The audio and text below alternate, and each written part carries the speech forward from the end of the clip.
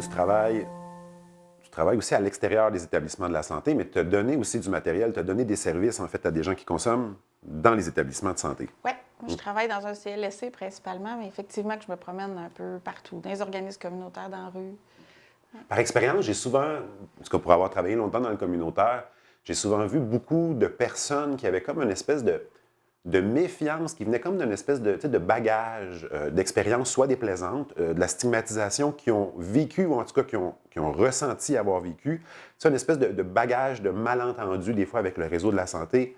Et ça leur emmène, des fois, une méfiance envers les institutions ou même envers les professionnels de la santé. Puis, selon toi, qu'est-ce qu'on peut faire de base, en fait, dans ce contexte-là? Bien, tout le monde qui a été dans le système de la santé a vécu à un moment ou à un autre une expérience difficile ou traumatisante. La base, c'est toujours d'accueillir la personne dans son entièreté en la regardant, en lui souriant, en lui disant bonjour, en ayant des liens finalement courtois, professionnels, mais entiers, peu importe le statut de la personne. Là. Dans le fond, c'est le savoir-être. Hein? C'est La base. un peu la base, en Oui, fait. vraiment. Si ça se passe bien, la personne se sent accueillie, elle va être beaucoup plus susceptible d'utiliser les services après. Ben oui, parce que si elle est bien accueillie, elle va nécessairement avoir envie ou besoin de revenir, puis elle sera moins freinée justement par ses expériences traumatiques. C'est un peu notre job aussi de faire en sorte qu'il y ait une réconciliation qui se fait. Ça prend du temps, mais ça peut se faire. Ouais, moi, je le voyais des fois un peu comme de se dire, OK, il y a peut-être eu des situations déplaisantes par le passé, mais on va te faire vivre des situations qui se passent bien.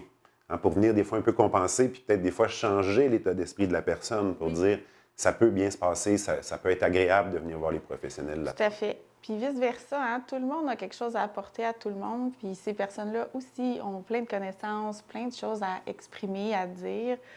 Puis c'est gagnant-gagnant là, des deux côtés que d'être ouvert à ça. Il y avait aussi des fois la façon, je me rendais compte, dans notre langage, où, tu sais, je vais donner un exemple dans le groupe communautaire, mais souvent on se rendait compte que quand une personne nous parlait de ses comportements de consommation, mettons l'injection de drogue, on avait déjà tendance à dire, ben non, fais pas ça comme ça, ou tu sais, d'invalider, de dire tu l'as mal fait. Puis c'était fou à quel point des fois que ça bloquait, en fait. Après ça, la relation, ça bloquait la discussion. Et on avait beaucoup développé plutôt que de dire, par exemple, fais pas ça comme ça, mais pourquoi, en fait, tu fais ça de cette manière-là? Parce qu'en fait, les gens, dans leur processus, notamment dans leur rituel de consommation, ils ne font pas les choses pour rien. Donc, ils ont des raisons derrière ça. Oui, puis ils l'ont appris de quelqu'un qui l'a appris, quelqu'un qui l'a appris sur la rue. Hein? Ça fait pas si longtemps que ça qu'on a ouvert cette discussion-là aussi entre professionnels de la santé, personnes qui consomment, puis d'instiller des nouvelles connaissances à ces personnes-là. Il faut partir de où eux partent aussi. Puis ça va pouvoir être une discussion plutôt qu'un...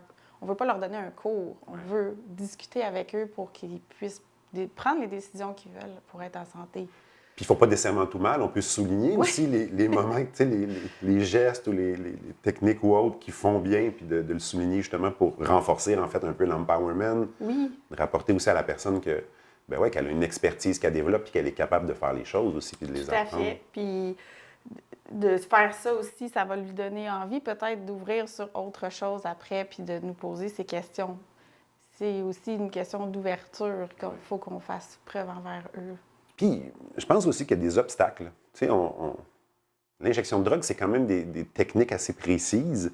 Je pense qu'on perd des fois en tête le fait que les gens, dans le contexte dans lequel ils font leur injection, c'est pas tout le temps facile de faire les gestes les plus optimaux, tu sais. Non, vraiment pas. Hein? Moi, j'ai vu toutes sortes de monde, toi aussi, c'est sûr, toutes sortes de contextes.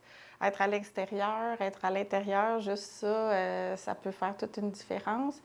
Puis, fait qu'il faut aller valider ça avec eux pour pouvoir adapter ce qu'on a envie de discuter, ce qu'on pense qui est pertinent de discuter aussi avec eux, puis suivre leur flow aussi à travers ça. Dans le fond, on est moins professeurs, on est plus des accompagnateurs. Oui, vraiment. Je pense que oui. Je pense que c'est ça qui fait qu'on va avoir une relation plus égalitaire aussi, puis que la fois d'après, si on va s'en souvenir de ce qui a été abordé, on peut dire, « Hey, puis, tu sais, l'autre fois, on avait dit ça, qu'est-ce que tu en as pensé? Tu l'as-tu essayé, la double filtration? Tu l'as-tu essayé de faire chauffer ta substance cette fois-ci, voir qu'est-ce que ça donnait? » Moi, je veux connaître ton input aussi, tu sais. De toute façon, je pense que les personnes qui vont avoir développé une relation de confiance avec nous vont être d'autant plus à l'aise de nous donner leur input dans cette espèce d'intervention, dans le fond, qui est à long cours. Là, on s'entend, c'est une relation qu'on bâtit avec la personne à long terme. Puis éventuellement, mais la personne, ça libère une parole aussi. Elle finit par avoir confiance. Parce que le fait de ne pas se sentir jugé aussi. Oui. Tu peux parler de trucs comme... On s'entend que l'injection, c'est assez tabou, là, c'est assez... mettons, mais socialement... Même eux sont pas... ils viennent chercher des services, ils viennent chercher du matériel. Il faut encore qu'ils expliquent qu'est-ce qu'ils font. Il faut encore qu'ils statuent sur... Il faut qu'ils nomment l'idée que je suis consommateur, je m'injecte. Puis c'est juste ça, des fois. C'est la goutte qui fait déborder le vase, qui fait aussi qu'ils n'ont pas envie d'offrir de justifier finalement ce qu'ils font. Fait en essayant de mettre ça de côté, en disant « Je suis contente de te voir, Jean-Bruno, tiens, tu veux-tu la même chose que d'habitude? Y a-tu de quoi que je peux faire pour toi aujourd'hui? Ou tu n'as pas l'air en forme? Ou au contraire, hey, tu as ton bien l'air en forme, qu'est-ce qui se passe de nouveau? » tu sais? Puis, profiter de chaque occasion aussi pour avoir une ouverture sur eux, que des fois, ils vont venir, ils vont repartir, ça va se passer vraiment vite, mais ça peut s'être passé vraiment bien. Puis la fois d'après, peut-être qu'ils auront un peu plus de temps, puis là, on pourra rentrer dans des sujets plus... Tu sais, moi, j'appelle ça les premiers moments de l'intervention. Tu sais, un intervenant qui est tout nouveau et qui pousse à quel point ça peut faire fuir l'usager. Tu sais, c'est d'apprendre, en fait, d'ouvrir la porte, de ce que la personne semble qu'on est là pour discuter si elle a envie. Mais si la personne n'a pas envie, elle n'a pas le temps, c'est pas grave, c'est correct. Puis on le voit un peu, le nouvel intervenant qui veut tellement bien faire, puis qui pousse tellement à vouloir faire une intervention, qu'à la longue, les gens font comme « Ah non, j'espère qu'il n'est pas là. C'est pas lui. Je veux juste venir chercher mon matériel, j'ai pas envie d'y jaser maintenant. » Donc, ça fait peut-être plus fuir, des fois, même les gens quand on... Oui, il ne faut pas le prendre personnel quand c'est ça qui se passe. Je pense qu'il faut juste être disponible. La personne est là, elle n'est pas là-dedans cette journée-là, elle n'est pas là cette journée-là. Ce n'est que partie remise. Là. Après ça, les accompagner là-dedans, on essaye de se trouver un endroit tranquille, confidentiel, que la personne peut s'exprimer librement aussi, sans le faire devant une salle d'attente, derrière la vitre ou autre. Qu'est-ce qu'on va prioriser? Oui, donner du matériel, sans limite de nombre, hein? Ça, c'est la base. Si la personne nous en demande une boîte, on lui donne une boîte. Il y a une raison à ça, puis on veut éviter qu'ils partagent, qu'ils réutilisent leur matériel, mais qu'est-ce qu'on fait d'autre aussi? Oui, mais oui, on les accompagne effectivement là-dedans. Moi, ce que je me suis rendu compte aussi, c'est l'injection, c'est comme un gros morceau. Fait que moi, de la diviser en étapes, comme l'autre outil, l'autre vidéo en fait qu'on a lancé, qu'on va lancer, c'est décortiquer en fait tout le processus d'injection, en fait, de la préparation, en fait, jusqu'à la disposition du matériel en 7 différentes étapes. Puis je trouve ça plus facile, moi, de subdiviser en différentes étapes pour qu'on puisse accompagner les gens sur des trucs assez spécifiques. Okay. Tu sais, comment on prépare la veine pour l'injection, comment on va diluer la substance, comment on va... Pour moi, c'est un peu de créer des bulles. J'ai été beaucoup inspiré en France par la méthode AERLI, qui est l'accompagnement à l'éducation aux risques liés à l'injection, qui est un projet de recherche initialement, mais qui peut tellement bien se faire avec n'importe quel professionnel qui est à l'aise de le faire. En fait, de base, la formule du projet de recherche était que des gens venaient s'injecter devant un professionnel et en fait, on les observe dans leur préparation de la substance et dans leur injection, sans intervenir, en fait, juste pour voir comment la personne le fait. Et dans une deuxième séance, on revient avec la personne, puis on décortique un peu comment ça s'est passé la première fois en posant, mais tu as fait ce geste-là, tu as fait ça comme ça, est-ce qu'il y a une raison à ça? Est-ce que tu savais aussi que... Pourquoi tu fais ça? Est-ce que tu penses que tu seras à l'aise de le faire aussi comme ça, comme ça? Il y a d'autres astuces, il y a d'autres stratégies qui peuvent être mises en place. Et d'être capable après ça de revoir la personne faire, comme un peu un genre de coaching, d'un accompagnement, où là, on voit concrètement, en fait, on voit concrètement la façon que les gens le font. On voit concrètement sont où les difficultés dans le processus d'injection. On voit aussi ce que la personne comprend mieux, comprend moins bien. Puis enfin, on comprend aussi l'incidence de nos messages. On s'est rendu compte des fois, c'est que tu peux répéter 6 fois le même conseil à une personne, mais quand tu vois sa pratique, la personne, tu catches que finalement, elle n'a peut-être pas bien compris ce que tu lui disais. Ou elle ne sait pas pourquoi il faudrait qu'elle fasse ça. Ça ne fait pas de sens dans sa pratique. Fait qu'il faut juste qu'elle trouve le sens à ça pour elle-même. Là. Et dans un contexte de consommation, oui, mais ultimement, on peut refaire ça, ce coaching-là, avec une personne qui, sans qu'elle s'injecte des drogues, elle peut garder le bouchon sur la seringue, puis on lui demande de nous mimer une injection du début jusqu'à la fin. Puis comme ça, ben, on voit concrètement, parce qu'on se rend compte d'une chose. Bien, d'une part, l'être humain en général, je pense pas qu'il aime ça de dire qu'il n'a pas compris quelque chose. Deuxièmement, parce que moi, je l'ai vu avec des usagers, les usagers qui nous aiment bien, ils veulent être sympathiques. Donc, des fois, ils nous disent oui, qu'ils ont compris. Oui, oui, oui, tout est beau. Mais concrètement, quand ils regardent, quand tu as l'occasion, en fait, de voir leur technique concrète, tu fais comme, OK, finalement, il y a peut-être des messages d'intervention, de sensibilisation qui ont été moins compris. Effectivement. Nous autres, ce qu'on faisait des fois quand on a l'occasion, là, pas tout le temps, mais aussi, c'est de regarder les membres où l'injection se passe. Là.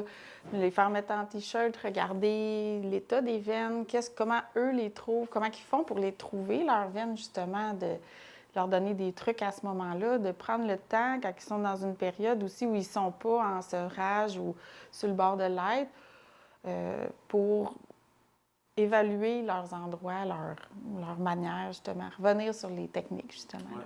Puis des questions qu'on ne pose pas. Moi, je me suis dit, c'est quoi la substance que tu t'injectes? Ouais. Parce qu'il y a des risques quand même qui sont liés à certaines substances. Moi, j'ai beaucoup vu des gens, par exemple, qui consomment des stimulants, qui se rendent compte qu'après un certain moment, tout se passe trop vite. Ils perdent le fil, ils ont comme des comportements erratiques. À l'inverse, j'ai connu beaucoup de gens qui consommaient des opioïdes, qui disaient, moi, les opioïdes, ça va mieux, je suis plus en contrôle, mais pas si je suis en contexte de sevrage. Là, je veux que ça soit le plus vite possible. Donc, des fois, d'adapter une intervention en se disant, selon la substance, il y a peut-être des risques que tu as liés à ta substance sur lesquels on pourrait travailler ensemble et trouver finalement des stratégies, en fait, pour réduire au maximum les dangers. Vraiment. Puis dans la polyconsommation aussi, hein, où là, la journée passe, mais l'état change là, plus la journée avance. Ouais. Puis il y avait aussi mais je pense que dans un contexte, quand on connaît bien les personnes aussi, on voit un peu leurs caractéristiques ou leur personnalité. Tu sais, je donne un exemple, mais des gens qui étaient plus timides, qui avaient moins confiance en eux, on le voyait que c'était un enjeu quand il y avait du partage de matériel. Cette difficulté de poser ses limites puis de dire non, moi, j'ai pas envie que ça se fasse comme ça, qu'ils n'osent pas, c'est aussi quelque chose qu'on peut travailler, en fait. Ou ceux qui ne préparent pas eux-mêmes leur substance, qui sont dépendants d'un conjoint, d'un ami, où c'est rendu tellement difficile de s'injecter que tu remets la responsabilité sur quelqu'un d'autre, mais toi, tu perds un peu de ton contrôle sur ta propre sécurité aussi. Qu'est-ce qu'il y a véritablement dans ta seringue, la quantité? Ça a-tu été préparé adéquatement? C'est-tu du matériel neuf? Tu remets ta sécurité dans les mains de quelqu'un, c'est quand même important qu'il gagne un peu en autonomie aussi pour ne pas devenir soumis à des risques additionnels. Oui, oui. Puis les prises de risques, bien, ne sont pas tout le temps les mêmes, mais il y a des patterns de prise de risque aussi, des fois, qu'on est susceptible de voir. Moi, je sais que des personnes, par exemple, qui manquent de matériel, hein, tu sais, on a souvent vu, mais des gens qui vont venir chercher le matériel, la quantité de matériel qu'ils ont besoin pour les consommations qu'ils ont anticipées. Et du moment où il y a quelqu'un d'autre qui arrive, qu'il y a de l'argent qui a été fait, que l'on repart, on en fait plus, il n'y avait rien de planifié. Donc, j'avais beaucoup de gens, en fait, bien, certains usagers, que c'est ça qui arrivait, certaines personnes. On avait développé des trucs de dire, tu sais, c'est où tu habites? Es-tu capable de cacher du matériel qui ne sert pas à des épisodes que tu as déjà prévus, mais qui pourraient être comme mis de côté? Si jamais, à un moment donné, tu dépasses au cas où, bien, tu sais que tu es capable d'en trouver là, tu sais que tu en as tout le temps dans ton sac, tu sais que tu as tout le temps dans une poche de ton manteau, ces espèces de trucs sécuritaires au cas où, à la dernière minute, tu en as besoin. Oui, effectivement. Puis d'ouvrir la porte aussi dans notre région, c'est où les endroits où tu peux y aller. Tu sais, oui, il y a des pharmacies, il y a des organismes communautaires, il y a les CLSC, mais il y a sûrement d'autres places, puis on n'est pas tout ouvert sur les mêmes heures d'ouverture. Quand ils le savent, bien, ça peut leur donner un autre choix ou une autre porte de sortie, justement, dans ces contextes-là. Ça leur permet d'avoir une marge de manœuvre pour être capable de planifier plus facilement leurs choses. Oui. Fait que là, dans le fond, de faire tout ça, tu sais, ça a du positif pour tout le monde, on l'a dit tantôt, hein, humainement, d'avoir des contacts qui sont authentiques et agréables avec des gens, d'apprendre à se connaître au fil du temps, mais aussi d'un point de vue sur le matériel, sur l'injection, sur la consommation at large, ça va finir par amener des gains positifs des deux bords. La première fois qu'on le fait, on a toute peur, on ne sait tout pas quoi dire, on a le syndrome de l'imposteur si on n'a jamais vraiment consommé. Mais c'est correct de parler, de l'afficher, notre vulnérabilité aussi, puis de dire, bien, je connais des affaires, je connais pas tout, j'ai envie de t'entendre sur ce que toi tu vis, puis sur ce que toi tu connais, mais ça va apporter à tout le monde un peu de confiance en soi aussi. À force de le faire, ça build up, là. Oui, puis on imagine souvent que le gain, tu sais, c'est... Oui, il y a le gain pour la personne qui vient, ça c'est clair. Tu sais, ne serait-ce que de développer son savoir, ses habiletés liées aux techniques d'injection. Quand tu t'injectes beaucoup de drogue, puis tu es dans un contexte où c'est avec d'autres consommateurs, c'est le fun d'avoir un sentiment d'efficacité personnelle, d'être capable de bien maîtriser ces techniques-là. Puis concrètement, tu sais, quand l'état de tes veines s'améliore, tu as déjà un gain positif qui est clair, tu sais, on le voit.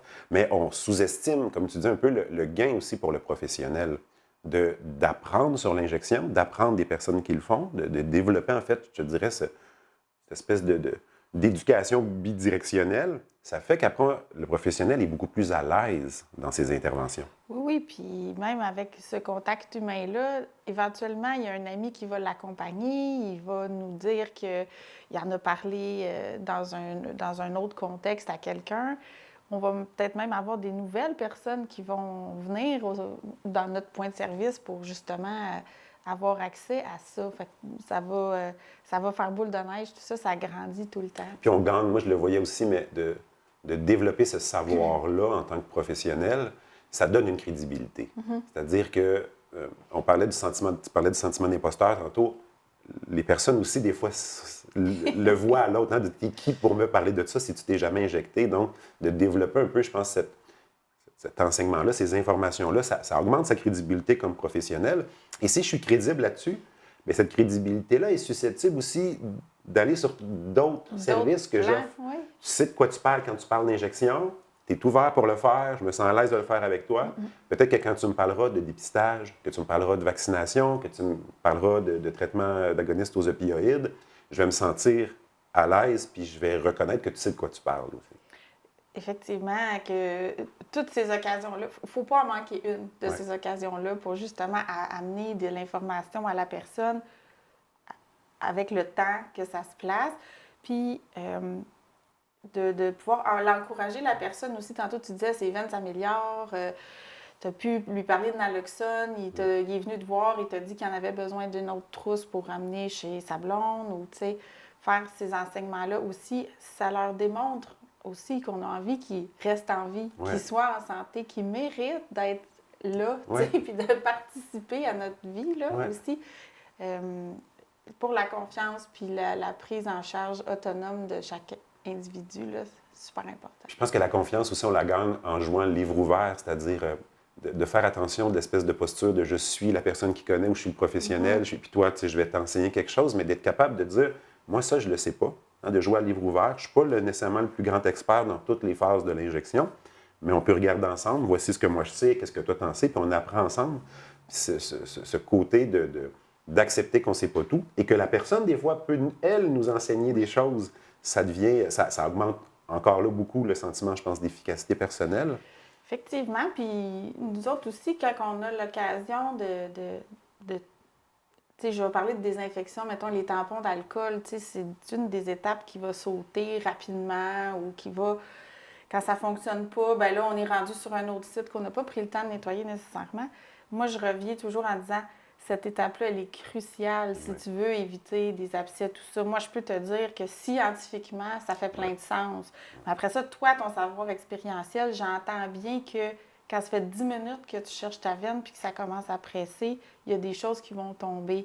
Fait que quel terrain d'entente on peut trouver pour que toi, tu puisses prendre bien soin de toi puis que moi, je puisse t'accompagner là-dedans, tu sais. En fait, c'est pas du tout ou rien. Hein? C'est pas tu le fais comme ça, sinon tout est... Non, non. Il y a comme des étapes. On va essayer de trouver, en fait, ce qui, dans ton contexte de consommation, va représenter le moins de risque pour ta santé. Effectivement. Puis ça peut être aussi de changer de mode de consommation temporairement, des fois, pour donner un break aux veines ou parce que tu es malade ou parce que ça presse trop ou tu n'as pas trouvé ta substance que tu avais besoin ou que tu souhaites trouver. Tu gagnes du temps, mais ça aussi, ça va être des trucs qui vont leur donner confiance.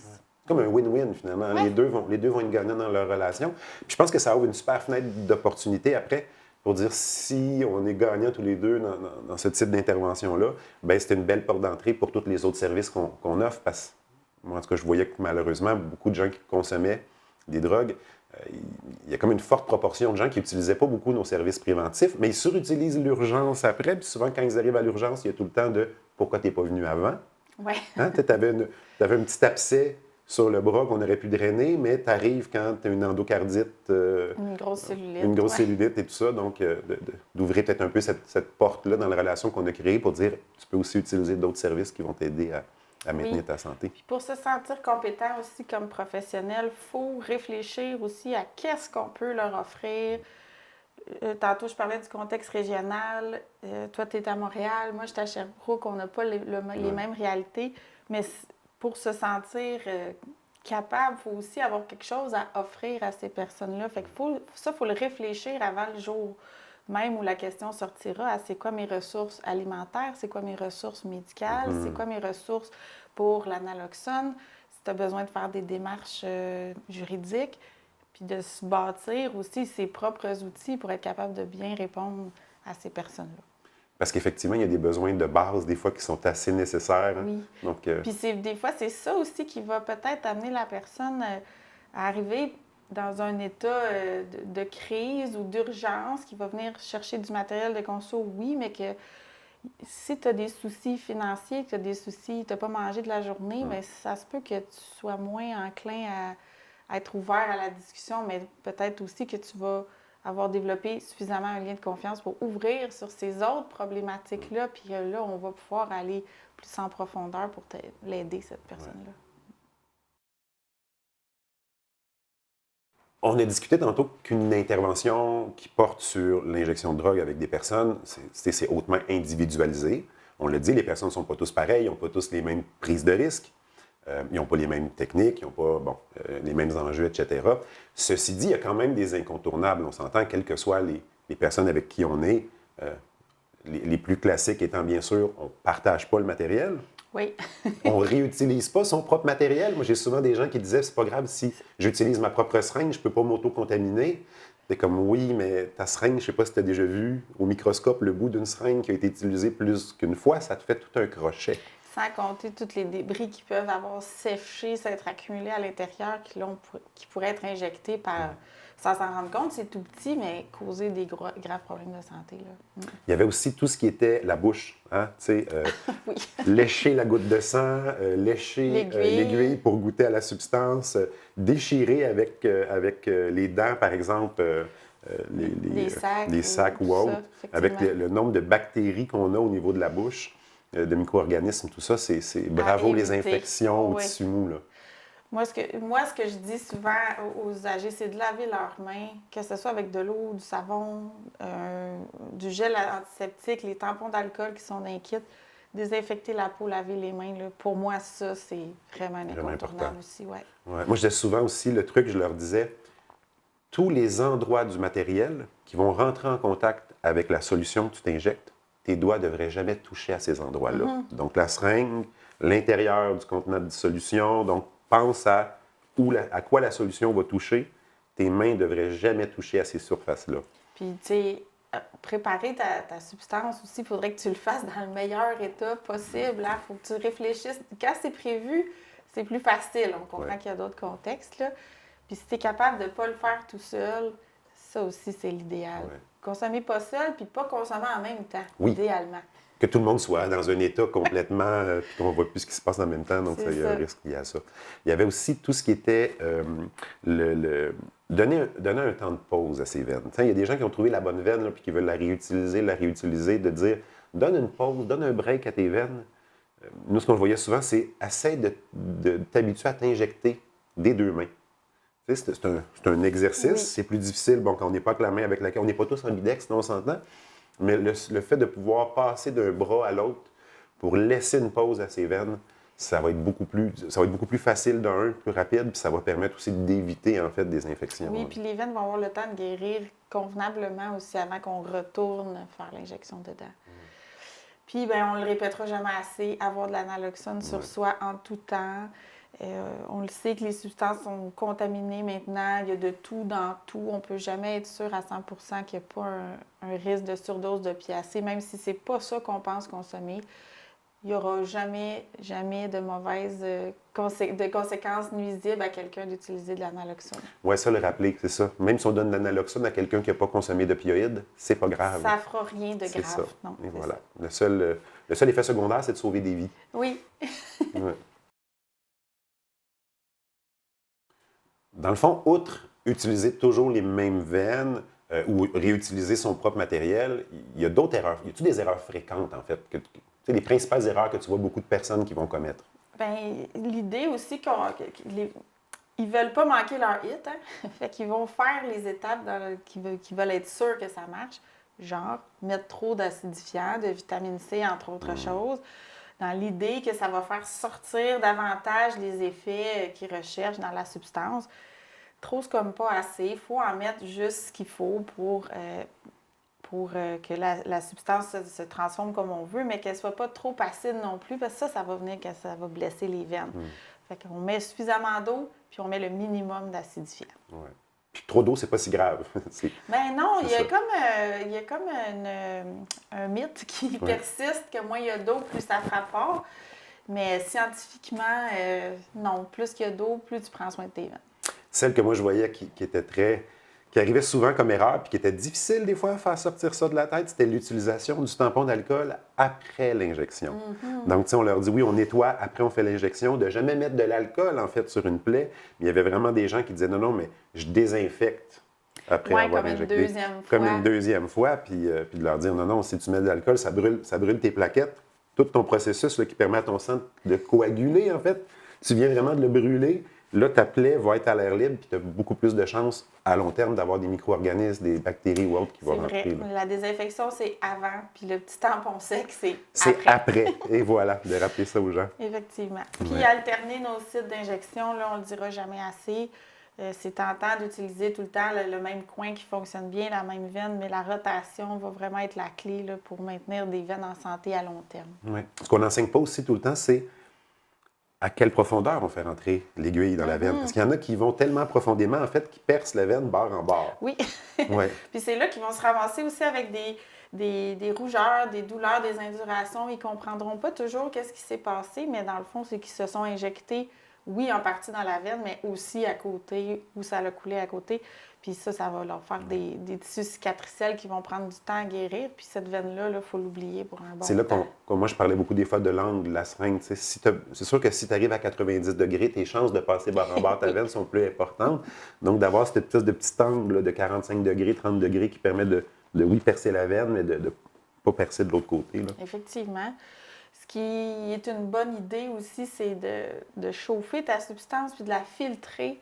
C'est des étapes qui vont souvent sauter parce qu'on gagne du temps, mais on se gagne des problèmes aussi éventuellement. Là. Fait que les filtres sont là pour être de plus en plus efficaces, mais encore faut-il bien les utiliser. Il faut se pratiquer. Là. Il y avait une petite astuce pour des gens qui ne voulaient pas, par exemple, utiliser le filtre, le stérifiltre. Ouais. Hein, tu sais, des fois, qui disaient, mais il y a de la substance qui reste dedans. Le petit truc qui était au pire aller, rajoute des gouttes d'eau dans ton contenant de dissolution, puis aspire quelques gouttes d'eau de plus. S'il y en a de la substance que tu penses qui est restée dans le filtre, mais en aspirant un peu d'eau, immanquablement, tu vas l'avoir tout pris, là, t'es sûr. Là, oui.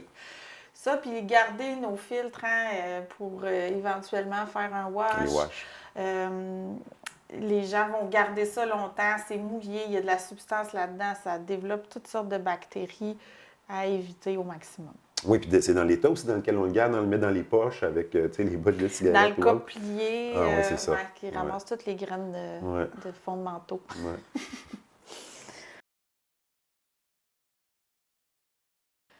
Fait que là, de tout ça, les gens vont pouvoir apprendre des affaires, mais aussi constater au fil du temps là, les améliorations, les gains qu'ils ont eus. Puis professionnellement parlant aussi, on est content de voir que la personne va bien ou s'améliore ou qu'elle est contente de voir que la discussion qu'on a eue, elle a porté fruit. Oui. Puis je le vois aussi, on en avait déjà parlé ensemble, mais on a des fois la préconception que les gens, ils sont pas si intéressés à leur santé que ça. Comme si la drogue prend toute la place. Puis je peux pas leur parler de la santé, ils s'en foutent. Alors que c'est pas vrai quand on prend le temps vraiment de discuter avec les gens. Qui on est, nous autres, pour décider qu'est-ce qui est le plus important pour l'autre personne. Au contraire, nous, notre job, c'est d'y donner des outils, puis que ça fasse du sens pour lui ou elle, puis qu'il l'applique ensuite de ça. C'est ça, son autonomie, sa santé, son corps, sa décision. Ouais. Puis, je le voyais aussi, pour moi, il y a des gains positifs à démontrer les techniques à moindre risque, même si on prendrait ultimement une personne qui s'en fout de sa santé, puis qui n'a pas d'importance qu'il voit dans sa santé, puis qui penserait juste, par exemple, à l'intensité de son effet, la rapidité pour consommer ou autre. Même cette personne-là, on peut venir la chercher avec nos techniques. Ben oui. De leur montrer, par exemple, que, je donne un exemple, mais des fois, des gens disaient, j'ai tellement hâte de consommer que je l'utilise pas, le tampon d'alcool, avant l'injection. Puis je lui disais, oui, mais ça te prend combien de temps à faire ça? Puis il disait, je le sais que ça me prend 3 secondes, mais j'ai tellement envie de consommer que ces 3 secondes-là, des fois, me paraît trop long. Puis des fois, tu lui demandes, ça te prend combien de temps de trouver ta veine? Ah, ben là, écoute, j'ai tellement eu de bobo, tout ça, que ça me prend 3 à 4 minutes. Puis dire, ah, ben tu sais que quand tu n'utilises pas le tampon, ça crée des infections, ça emmène dans la cicatrisation un durcissement de la peau, puis tu as de la misère à trouver tes veines. Dans le fond, ce que tu me dis, c'est que tu sauves 3 secondes pour ne pas passer le tampon, mais en même temps, ça te fait perdre 3 à 5 minutes pour trouver ta veine. Peut-être que c'est pas si winner que ça pour quelqu'un qui veut consommer si rapidement que ça. Tu as vraiment raison. Puis même eux, des fois, c'est en discutant qu'ils vont s'en rendre compte que, ouais, finalement, ça fait peut-être moins de sens. Oui. Puis de faire attention à soi, ben, ça fait aussi que tes injections en général vont être plus faciles. Ton capital veineux va être mieux. Tu vas être capable finalement de consommer. Ça va être plus facile, entre parenthèses, pour réussir à faire tes injections. Ça fait mal aussi là, d'avoir les veines toutes indurées, brisées. Ça peut laisser des cicatrices importantes aussi si tu n'as pas envie de montrer ça. Puis on essaie de les éviter au maximum aussi. Je pense que c'est là qu'un professionnel qui connaît assez bien ou qui apprend à bien connaître les techniques d'injection, pour moi, il est aussi plus en mesure de convaincre, il est plus convaincant aussi. Quand tu sens que tu as quelque chose derrière qui fonctionne bien, puis tu es d'autant plus convaincant, je pense que tu as plus de chances de convaincre des gens à changer leur comportement. C'est vrai, mais en même temps, il faut regarder tout le temps le lien thérapeutique, l'ouverture de la personne, puis jusqu'où elle a des capacités à aller aujourd'hui. Ouais. C'est dans le temps que ça va être gagnant tout le temps. C'est ça. Puis trouver des stratégies si c'est plus difficile, trouver des alternatives des fois à moindre risque. Puis si on n'a pas la réponse là, aujourd'hui, bien, on lui dit que la prochaine fois, on va avoir vérifié puis on y amènera la réponse justement.